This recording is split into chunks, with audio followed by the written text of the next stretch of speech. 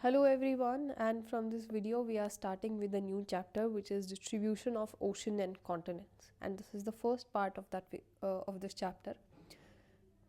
तो इस पार्ट में हम कॉन्टिनेंटल ड्रिफ्ट थ्योरी के बारे में पढ़ेंगे और एल्फ्रेड वेगनर के बारे में मेनली हम स्टडी करेंगे और कॉन्टिनेंट ड्रिफ्ट होने के एविडेंसेस क्या क्या है हमारे पास उसके बारे में भी बात करेंगे. इस सेक्शन से आपका डायरेक्ट क्वेश्चन पिकअप हुआ है 2025 प्रीलिम्स में. 2025 प्रीलिम्स में यहीं से क्वेश्चन आया है, यहीं के एग्जाम्पल से, तो ये वीडियो काफ़ी इंपॉर्टेंट हो जाता है. अब distribution of ocean and continents के बारे में हम बात करते हैं. सबसे पहले कॉन्टिनेंट्स की बात करते हैं. तो कॉन्टिनेंट क्या होता है? कॉन्टिनेंट एक ऐसा large and continuous mass of land होता है जो एक दूसरे से सेपरेटेड हो सकते हैं with the help of may be ocean या फिर कोई और जोग्राफिकल फीचर. यानी एक बहुत बड़ा पीस ऑफ लैंड होगा जो सेपरेटेड होगा या तो ओशन से या फिर माउंटेन या डेजर्ट और रिफ्ट वैली से भी हो सकता है.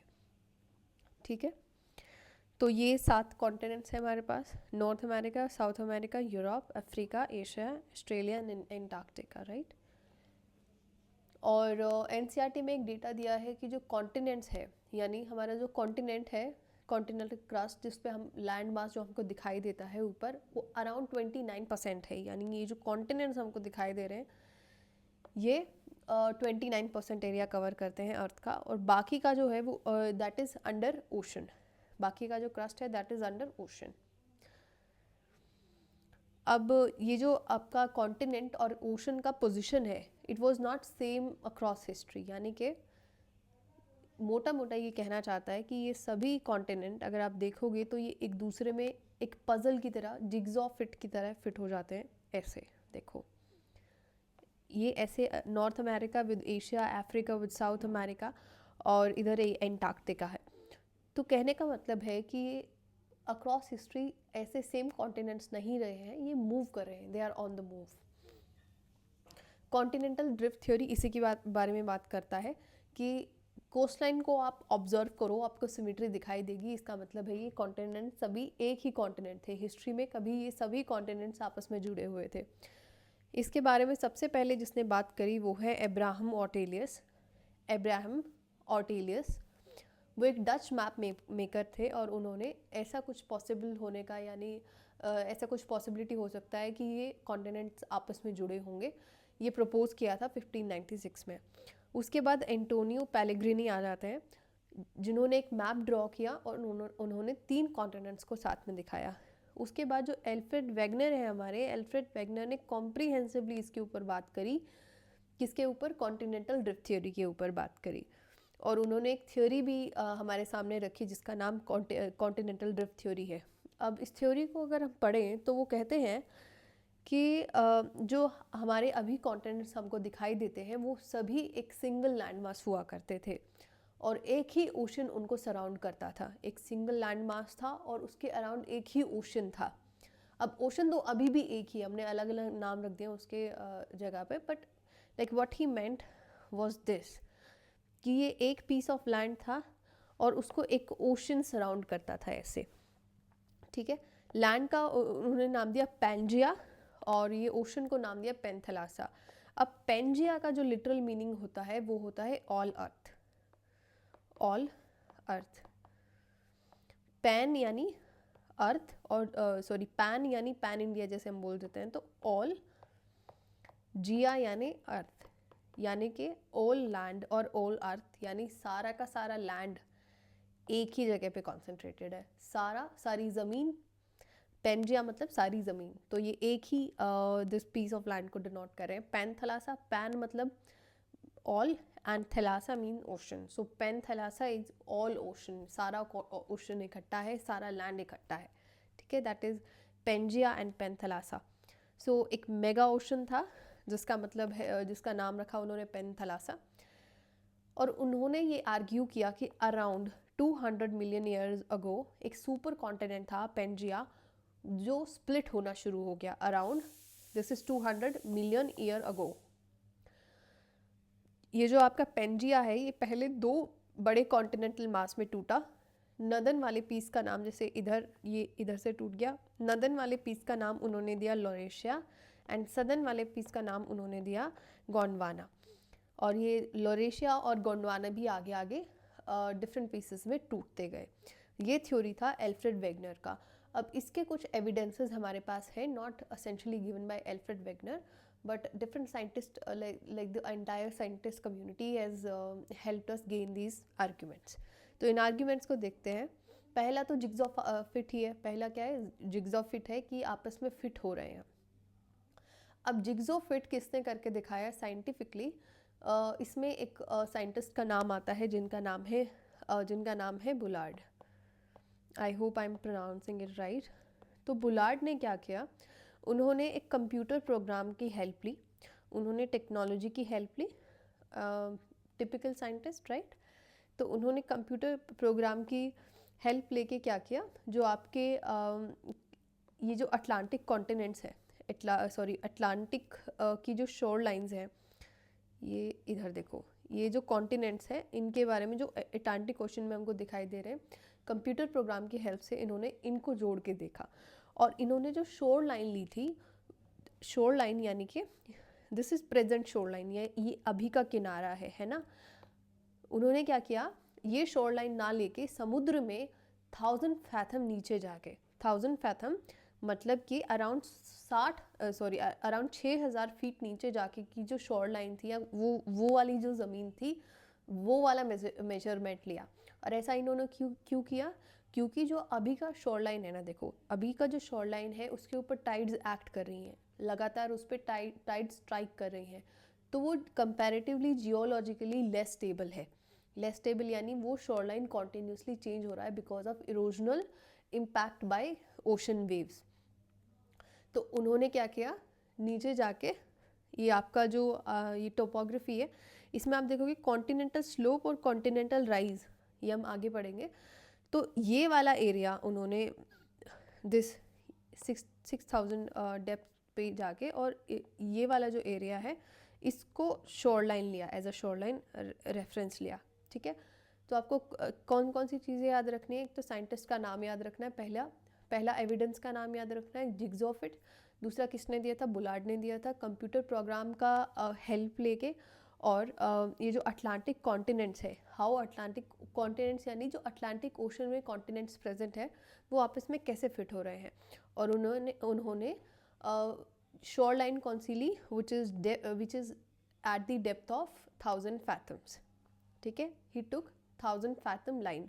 एक फैथम 6 फीट के, like this is not given in NCERT, I have written it for our understanding, कि एक fathom is equal to 6 feet which is around 1.8 metres, और 1000 फैथम्स किसके अराउंड इक्वल हो जाते हैं? अराउंड 6000 फीट के। ठीक है, और किस लिए नीचे वाली शोर लाइन ली? आई हैव एक्सप्लेन कि जो इरोजन है, इरोजन के बारे में हम चैप्टर 7 में या लैंड फॉर्म्स वाला जो चैप्टर है उसमें पढ़ेंगे अच्छे से, बट स्टिल अभी के लिए समझ लो कि जो ओशंस की जो वेव्स होती हैं वो शोर लाइन को कॉन्टिन्यूसली हिट करती हैं, जिसकी वजह से शोर लाइन जो है वो चेंज होती है। ठीक है, जैसे इधर ओशन, ये वेव बार बार इस पर स्ट्राइक करेगी एक लैंड पीस ऑफ लैंड पे, तो टाइम के साथ क्या होता है कि ये एक तो चेंज होने घटने लगता है, कहीं कहीं से इस पर डेंट पड़ जाते हैं। ठीक है, अब इसी में ही एक और एविडेंस आता है विच इज़ आई थिंक, हाँ सॉरी सेकेंड एविडेंस इज़ कि जो रॉक्स हैं उनका एज हमने रेडियोमेट्रिक मेथड से, अब रेडियोमेट्रिक मेथड क्या है?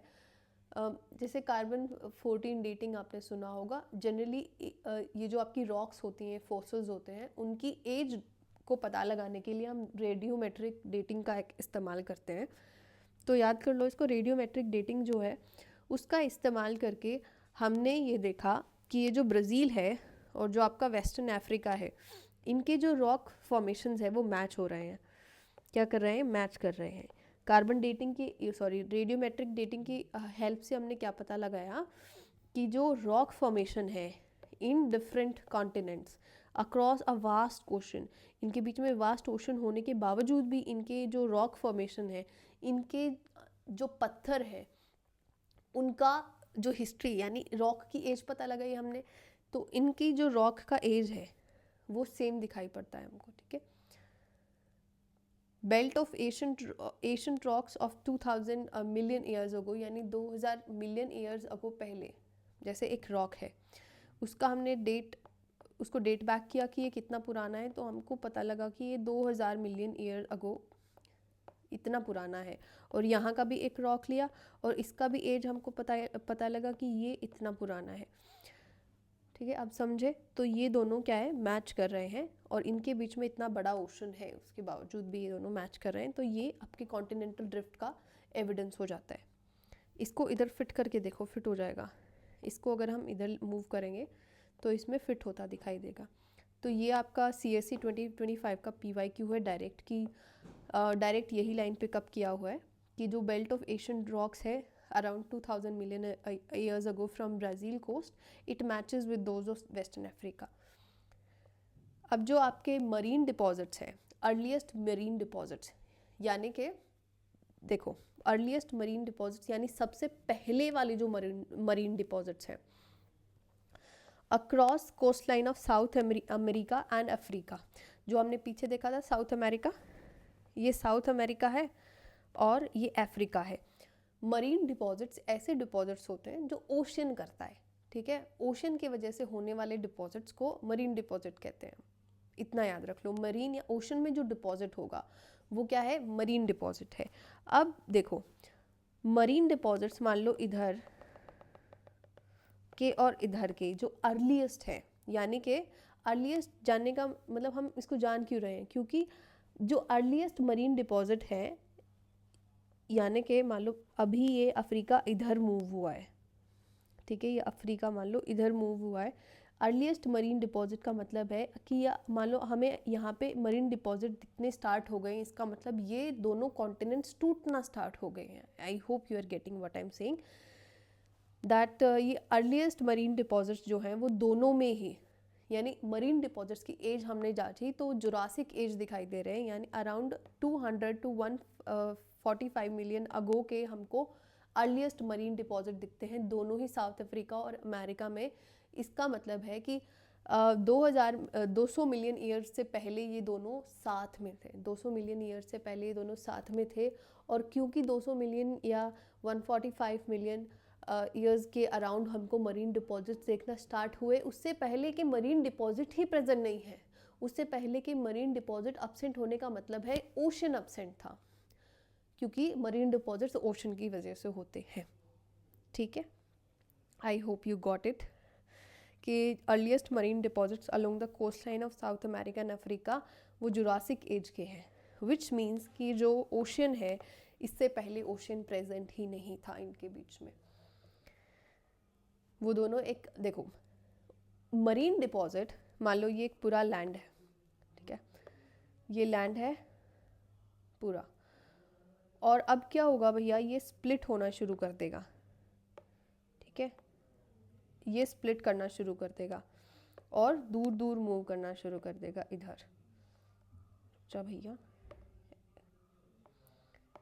Okay leave. तो ये इधर स्प्लिट हो गया है, इधर स्प्लिट हो गया है। अब जैसे ये स्प्लिट हुआ, दूर करना स्टार्ट किया इसने, यहाँ पे आपको मरीन डिपॉजिट देखने को मिलेंगे, ठीक है, क्योंकि अब इनके बीच में ओशन एंटर कर गया है। अब जो मरीन डिपॉजिट है ना, दोनों ही कॉन्टिनेंट्स पे, इनकी शोर लाइन पे, दोनों ही कॉन्टिनेंट्स की शोर लाइन पे जो मरीन डिपॉजिट्स हैं वो सेम एज के हैं, सेम एज के। अर्लीस्ट यानी सबसे पहले जो मरीन डिपॉजिट्स शुरू होना हुए थे, जब मरीन डिपॉजिट्स, वो जुरासिक एज के हैं। इससे पहले के मरीन डिपॉजिट अब्सेंट है, इसका मतलब है कि इनके बीच में ये ओशन था ही नहीं, ये दोनों एक ही लैंड मास का हिस्सा थे, या ये दोनों आपस में जुड़े हुए थे। कौन कौन? South America and Africa, south America and Africa.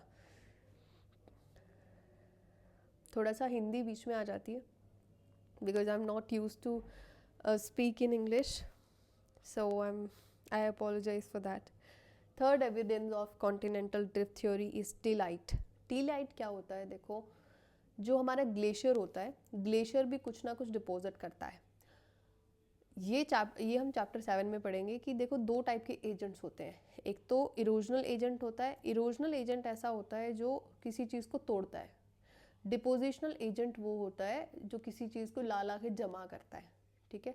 तो टिलाइट क्या है, जो ग्लेशियर होगा आपका, ग्लेशियर जब डिपोजिशन का काम करता है, यानी कहीं ना कहीं से, जैसे ग्लेशियर मूव करते हैं, हमको पता है ग्लेशियर भी मूव करते हैं, ग्लेशियर क्या करेंगे, वो कहीं से कंकर पत्थर को लाके नीचे अपने जमा कर सकते हैं, छोटे छोटे पेबल्स हो सकते हैं, स्टोन्स हो सकते हैं, और उस टिल को, जो नीचे ये छोटे छोटे मैं अभी पत्थर बोल रही हूँ, उनको टिल बोलते हैं।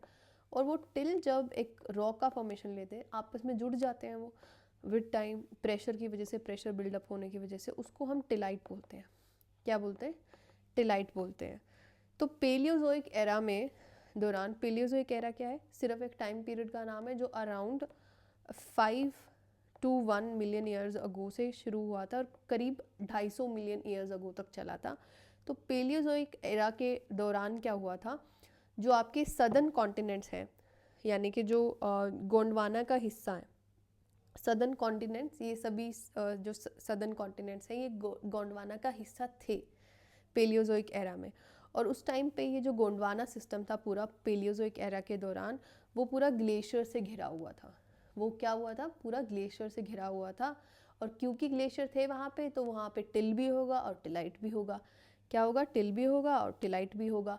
और फिर क्या हुआ, टाइम के साथ वो गोंडवाना टूट गया, और टूटने के साथ साथ जो अर्थ का टेम्परेचर है वो फर्दर डाउन आ गया। और जो आपका ये कॉन्टिनेंट है जो टूटा गोंडवाना, और अलग अलग कॉन्टिनेंट्स इसने बनाए, तो वहाँ पे वार्म क्लाइमेट हमको आज देखने को मिलता है।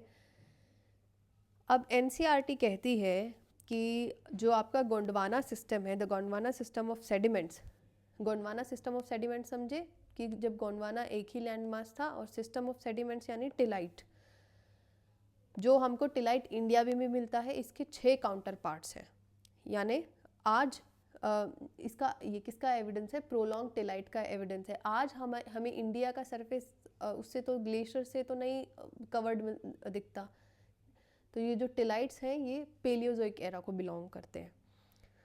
और इसका आपको ये याद रखना है कि एक तो हमें ये टिलाइट इंडिया में देखने को मिले हैं, अफ्रीका में ये फाकलैंड आइलैंड्स हैं, एंटार्क्टिका में, मेडागास्कर और ऑस्ट्रेलिया, ये 6 नाम आपको याद रखने हैं। Please repeat after me: India, Africa, Falkland island, Madagascar, Antarctica and Australia. ठीक है। ये गोंडवाना टाइप ऑफ सेडिमेंट्स के, इट क्लियरली, ये जो आपका रिजेम्बलेंस है, इट क्लियरली डेमोन्स्ट्रेट कि ये दोनों, ये सभी जो कॉन्टिनेंट्स थे, ये कभी एक लैंड मास का हिस्सा रहे होंगे। अब ये जो टिलाइट है, ये क्या एविडेंस दे रहा है हमारा? 2 एविडेंस हमको प्रोवाइड कर रहा है, एक तो पेलियो क्लाइमेट के और दूसरा ड्रिफ्टिंग ऑफ कॉन्टिनेंट्स के। मैं एक बार देख लूँ मैंने कुछ छोड़ तो नहीं दिया है पीछे। कैरिंग, हाँ ठीक है, ओके। अब एक कन्फ्यूजन आपको हो सकता है, देखो अगर कोई चीज़ ग्लेशियर ने डिपॉजिट कर दी है, टिल डिपॉजिट कर दिया है, जो प्रेशर बिल्डअप होने के साथ टिलाइट फॉर्म कर देगा। अब ग्लेशियर तो पिघल सकता है, पर रॉक कैसे पिघलेगी भैया? इतना ज़्यादा टेम्परेचर थोड़ी हुआ है अर्थ का। तो ग्लेशियर तो पिघल गए इस जब ये गोंडवाना टूटा, टिलाइट वहीं के वहीं रह गए।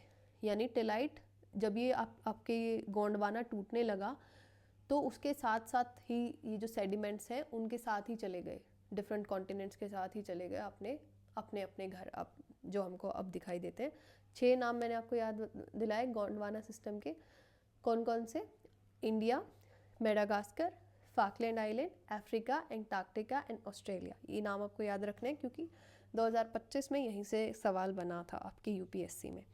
अब ये जो ग्लेशियर टिलाइट है, ये एविडेंस 2 चीज़ों का देता है, एक तो पेलियो क्लाइमेट का एविडेंस देता है और दूसरा देता है ड्रिफ्टिंग ऑफ कॉन्टिनेंट्स। पेलियो मतलब होता है ओल्ड, क्लाइमेट होता है क्लाइमेट, ठीक है। क्लाइमेट का मतलब होता है मौसम, हमको पता है।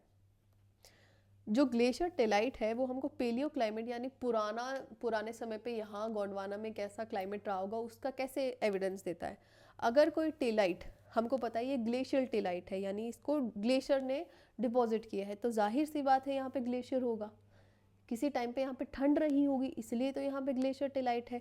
तो इसीलिए टेलाइट जो है वो हमें एविडेंस देता है पेलियो क्लाइमेट के बारे में, और दूसरा ड्रिफ्टिंग ऑफ कॉन्टिनेंट्स के बारे में कैसे एविडेंस देता है, क्योंकि ये जो सेम टेलाइट्स हैं ये हमको 6 अलग जगह पर दिखाई देते हैं आज के टाइम पे। तो ये 6 अलग जगह कभी एक तो रही होंगी, इसलिए तो वो एक जैसे टेलाइट वहाँ पे प्रेजेंट है। तो टेलाइट ने हमको 2 एविडेंस दिए, पेलियो क्लाइमेट का और दूसरा ड्रिफ्टिंग ऑफ कॉन्टिनेंट्स का। ठीक है, अब प्लेसर डिपॉजिट की बात करते हैं। अब मेरी बात सुनो, प्लेसर डिपॉजिट क्या होता है? देखो, कोई भी रॉक है, रॉक का क्या होगा? इरोजन होगा। इरोजनल एजेंट क्या हो सकता है? एयर हो सकता है, वाटर हो सकता है। ठीक है, अब जो हमारा गोल्ड होता है, लेट्स से एक एग्जांपल ऑफ गोल्ड, तो ये एक रॉक है, रॉक में कुछ % ऑफ गोल्ड प्रेजेंट होगा। अब क्या होगा? वो आएगा, आपका एयर आएगा, इस पे हिट करेगा, वाटर आएगा, इस पे हिट करेगा और इसको तोड़ने लगेगा धीरे धीरे, और जैसे ही ये रॉक टूटेगी, ये अपने साथ इन छोटे छोटे पत्थरों को, जैसे इस पत्थर को तोड़ रही तो इसके छोटे छोटे सेडिमेंट्स इसके साथ चलेंगे, जैसे पानी है। ठीक है, अब आगे जाके क्या होगा? क्योंकि गोल्ड के एलिमेंट्स हैवी हैं, क्योंकि क्या है, गोल्ड के एलिमेंट्स हैवी हैं, वो ग्रेविटी की वजह से नीचे डिपॉजिट होने लगेंगे। यानी कि अब क्या करेगी, जैसे जैसे नदी आगे जाएगी, इन सेडिमेंट्स को नीचे छोड़ने भी तो लगेगी, ये सेडिमेंट्स नीचे छूटने भी लगेंगे। तो प्लेसर डिपॉजिट यही होता है कि एक रॉक के ऊपर इरोजन होता रहेगा और उसके बाद क्या होगा, बाद में डिपोजिशन हो जाएगा।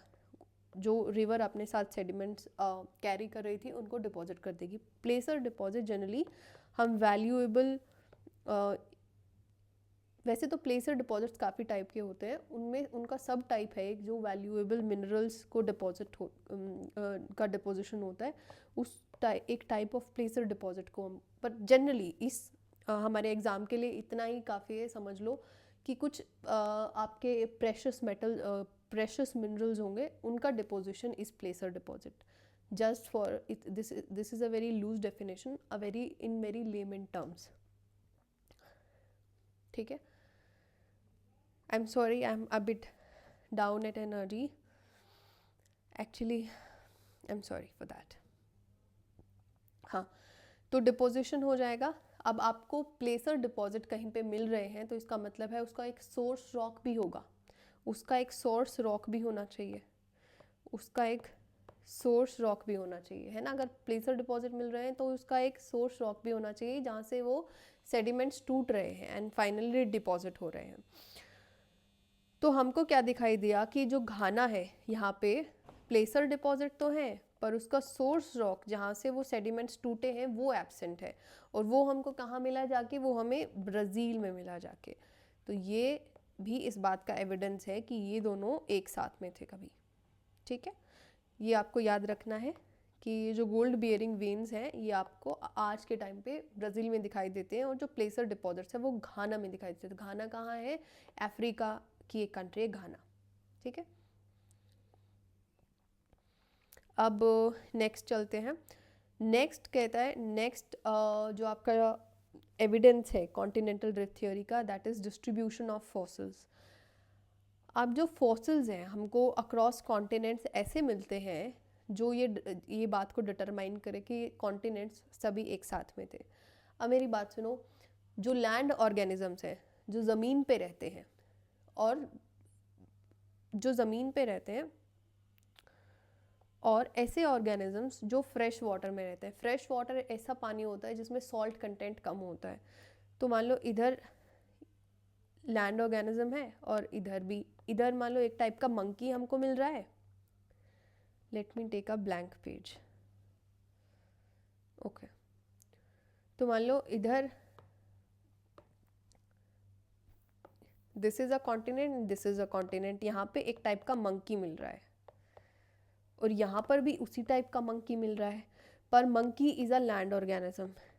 लैंड ऑर्गेनिज्म, अब जाहिर सी बात है मंकी 8000 किलोमीटर तैर के तो यहाँ नहीं जा सकता, क्योंकि वो तो एक लैंड ऑर्गेनिज्म है, तो वो इतना लंबा स्विम कैसे कर सकता है। दूसरी बात है, ओशन का पानी जो होता है वो मरीन होता है, ओशन का पानी सॉल्टी होता है, we all know it, marine मतलब सॉल्टी होता है। तो जो फ्रेश वाटर ऑर्गेनिजम्स हैं फ्रेश वाटर ऑर्गेनिज्म मुझे यहाँ मिल रहे हैं, मान लो कोई टाइप की फ़िश है, अगर कोई फ़िश है जो फ्रेश वाटर में रहती है, फ्रेश वाटर यानी जिसमें सॉल्ट कंटेंट कम हो, और वही फ़िश का फॉसिल मुझे यहाँ मिल रहा है, या वो फ़िश आज भी ज़िंदा हो सकती है, उसका फॉसिल मिल सकता है, तो वो यहाँ भी मिल रही है।